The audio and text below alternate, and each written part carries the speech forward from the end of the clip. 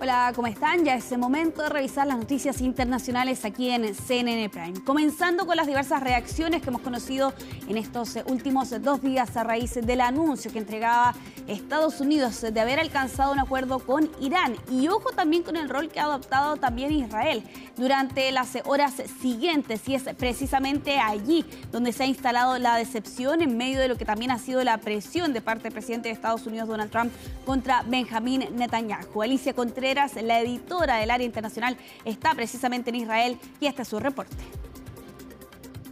Estamos recorriendo Israel en una semana muy noticiosa. Se logró un acuerdo entre Estados Unidos e Irán y también en medio de esto ya estamos próximos a cumplir 3 años del ataque de Hamás del 7 de octubre. Estamos acá con Ronnie Kaplan. Él fue el vocero de las Fuerzas de Defensa de Israel cuando ocurrió este ataque y nos encontramos actualmente en el kibutz Nirotz, además en la casa donde murió Chiri y sus 2 hijos, donde fueron secuestrados más bien.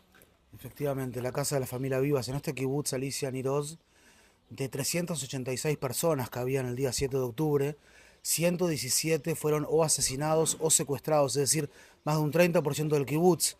47 fueron asesinados ese día y otros fueron asesinados o secuestrados, pero en total 69 que fueron los asesinados aquí en este kibutz.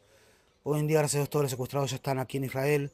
Los que con vida siguen viviendo y los que no fueron enterrados, se le dio un debido sepulcro meses atrás.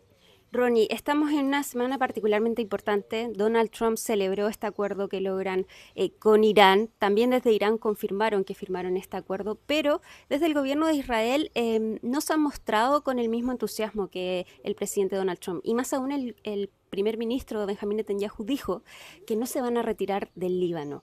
¿Cómo eso puede ser posible si es que se logró un acuerdo con Irán? Irán exige que se retiren del Líbano. Mira, el acuerdo es entre Estados Unidos e Irán. Estados Unidos, no solamente que tenemos valores comunes, sino que tenemos intereses comunes, son nuestro gran aliado. Lo más importante para nosotros, Alicia, es que hace 3 años Israel estaba en el punto más bajo de su disuasión frente a sus enemigos en la zona. 1.200 personas quedaron muertas aquí en toda esta región, aquel 7 de octubre, y hoy en día esa amenaza existencial que tenía Israel al menos fue retrasada por muchos años más, ¿verdad? Un Irán que se le retrasó el programa nuclear, un Irán que también sufrió golpes durísimos a su industria misilística y a sus sistemas de defensa aérea, un Irán que también tiene muchísimo menos fuerza del punto de vista de lo que son sus proxies, sus aliados aquí en la región, como Hezbollah, los Houthis y otros, ¿verdad? Nosotros tenemos una población en el norte del país que tenemos que cuidar y necesitamos libertad de operación en el sur del Líbano para que en la medida de que Hezbollah vaya a atacar a Israel, poder contrarrestar eso. No es el mismo Hezbollah que era el 7 de octubre. Hoy en día Hezbollah tiene el 8% de los 150.000 misiles que tenían allí el 8 de octubre que atacó Israel un día después de Hamás. Pero básicamente esa es la situación. Necesitamos la libertad de operación para cumplir nuestro rol como Estado, que es velar por la seguridad de nuestra población civil ante amenazas externas. Ronnie, también en tu rol como vocero, hace poco se conoció que organizaciones de derechos humanos presentaron una denuncia ante la Fiscalía de Uruguay por tu rol como vocero de las Fuerzas de Defensa de Israel.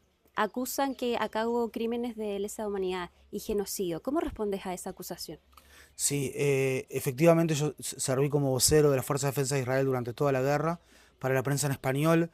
Soy consciente de esa acusación, de esa denuncia que hizo el PIT-CNT. Preferiría no expresarme directamente a esa denuncia hacia mi persona, pero sí es importante decir que Israel lucha según el derecho internacional, según los principios de necesidad, proporcionalidad y distinción entre civiles y terroristas, intentando de maximizar el daño de terroristas y minimizar el daño de civiles. Israel permitió durante la guerra el pasaje de 2.200 millones de kilogramos de comida a la población civil en la Franja de Gaza. Eso no pasó en ninguna guerra urbana en la historia. Y aún si nosotros vamos ahora a los números, podemos ver que en la proporción de terroristas y civiles que murieron en Gaza, por cada terrorista, lamentablemente, porque nos hubiese sido la mejor situación que ningún civil muera, murieron de 1.2 a 1.4 civiles. En la guerra de Irak, por cada terrorista murieron 4 civiles, no luchó Israel en esa guerra. En la guerra de Afganistán, por cada terrorista 9 civiles. O sea, y no se habló en ese momento de genocidio. Lamentablemente se habla de genocidio contra el Estado judío cuando no hubo ningún tipo de intencionalidad y cuando la población civil en Gaza desde el año 1948 creció 5 veces. Yo no sé si la población en Chile se multiplicó por 5 desde el año 1948. Muchas gracias, Ronnie. Nosotros vamos a seguir nuestro recorrido por Israel. Nos faltan bastantes lugares por recorrer y a la espera entonces de la publicación de este documento de acuerdo entre Estados Unidos e Irán. Sí, todo esto por lo demás en medio de una incertidumbre que se ha instalado en la región respecto de cuál va a ser el rol que va a tener Israel en medio de todo este conflicto, teniendo en cuenta que en estas últimas jornadas el presidente de Estados Unidos, Donald Trump, le ha pedido a Benjamín Netanyahu ser más responsable con el Líbano. Bueno, precisamente hablando de lo que ha estado ocurriendo en el G7 durante estas últimas 2 jornadas y teniendo en cuenta que la cumbre continúa el día de mañana, otra de las figuras que ha sido foco de las cámaras ha sido el presidente de Ucrania, Volodymyr Zelensky, que ha llegado a reforzar este mensaje de unidad con las naciones aliadas. Todos los detalles en el siguiente informe que preparó Mariana Araya. Mientras en el frente las hostilidades entre Rusia y Ucrania siguen marcando el pulso de la guerra, a miles de kilómetros en Evian-le-Bain, Francia, la cumbre anual de líderes del G7 dedicó este martes una reunión de trabajo para la paz y seguridad de Ucrania y Europa. La verdad es que hemos tenido una cumbre muy positiva y hemos hablado de la situación en el campo de batalla. Hemos coincidido unánimemente en que Rusia no está ganando, está sufriendo muchas bajas y tiene que llegar a un acuerdo lo antes posible. Hasta allí llegó el presidente de Ucrania, Volodymyr Zelensky, con una prioridad clara: conseguir más respaldo, especialmente de Estados Unidos. Reino Unido, por su parte, llegó con una señal concreta, y es que el primer ministro Keir Starmer anunció el envío de uranio enriquecido para asegurar a las centrales nucleares ucranianas y nuevas sanciones contra Rusia. Ayer mantuvimos una conversación muy positiva con el presidente Zelensky y el presidente Putin y creo que quizá podamos hacer algo al respecto. De verdad que lo creo.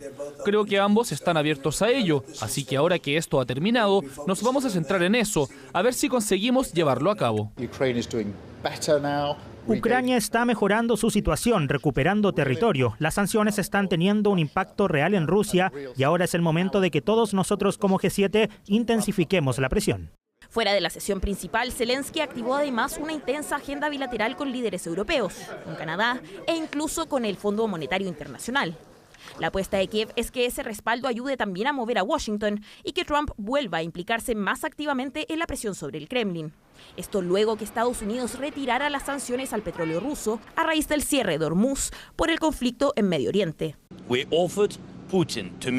En paralelo, Zelensky volvió a insistir en un encuentro directo con Vladimir Putin, mientras el Kremlin aseguró no haber recibido ninguna invitación oficial. Para Kiev, el tiempo apremia, antes de un nuevo invierno en el hemisferio norte. Fue un invierno terrible para nosotros. No queremos volver a pasar por lo mismo. Además, Rusia tiene que saber que lo hemos pasado muy mal y que a ellos tampoco les va a resultar fácil. Si Zelensky está dispuesto a hablar con responsabilidad y seriedad, siempre puede venir a Moscú, donde será bien recibido. Desde fuera del G7, otras voces empujaron la idea de retomar el diálogo. Bielorrusia, país aliado del Kremlin, reconoció el desgaste de ambas tropas. Y Turquía volvió a ofrecerse como país mediador. Hoy en día debemos recurrir a cualquier medida que sea necesaria para alcanzar un acuerdo pacífico mediante concesiones mutuas, con vistas a largo plazo. Por ahora, el frente sigue abierto. Y en paralelo, la diplomacia intenta no perderle el ritmo a una guerra que sigue marcando la agenda internacional. Y es en medio de eso que también durante esta jornada se ha elevado la tensión en Europa a raíz de un hecho ocurrido durante esta jornada en el Canal de la Mancha, que involucra a un buque de guerra ruso que disparaba durante esta jornada tiros de advertencia contra un yate de bandera británica. No hay personas lesionadas producto de este incidente, pero sí diversas versiones de lo que ocurría hoy más temprano, donde el Ministerio de Defensa de Rusia ha señalado y reconocía que realizó disparos de advertencia ante lo que señala era un yate que se dirigía directamente hacia él en una ruta peligrosa. Supuestamente intentaron contactar al yate por radio, pero la embarcación mantuvo su rumbo, según Rusia siempre, y aquí es cuando la tripulación rusa lanza bengalas para posteriormente abrir fuego de advertencia cuando quedaban 150 metros. Ahí es cuando el yate cambia de rumbo, según lo que plantea Moscú. La versión de los pasajeros del yate, que es una pareja británica que ha entregado declaraciones a la BBC durante esta jornada, es que el hecho de hoy día fue surrealista e insisten que definitivamente no estaban en rumbo de colisión y que de hecho cambiaron de rumbo en algún momento, pero que el buque ruso de guerra insistió con la presión. No hay personas heridas, este buque y este yate más bien continuaba, por cierto, con su rumbo, pero sí con un episodio que marca y refleja